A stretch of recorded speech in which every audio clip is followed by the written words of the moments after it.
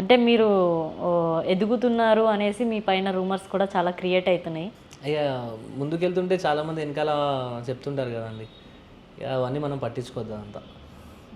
అవన్నీ పట్టించుకుంటే ఇంకా మనం ముందుకెళ్ళలేం.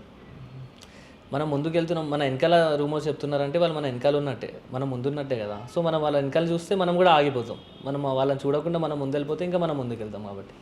కానీ మనం ఎంత మాట్లాడినా కూడా మనం ఒక టైంలో మనం కూడా బాధ అనిపిస్తుంది, మనం కూడా డిప్రెస్ అవుతాం మనుషులమే కాబట్టి. సో మీ సిచ్యువేషన్స్ ఎలా ఉన్నాయి? నేనంతా ఏం పట్టించుకోనండి, నిజం చెప్తున్నా కదా. నేను మస్తు చిల్లు ఉంటాను నేను.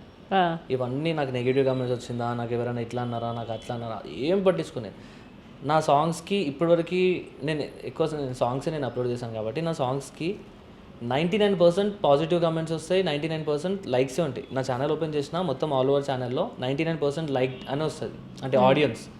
అది 0.01% అన్లైక్ చేసే వాళ్ళు ఉంటారు అంతేగాని వాళ్ళ కోసం నేను ఎందుకు పట్టించుకోనండి. నాకు 99% నాకు అంతమంది నాకు లవ్ షవర్ చేసే వాళ్ళు అంతమంది ఉంటే నేను నెగిటివ్గా ఎందుకు ఆలోచిస్తాను నేను.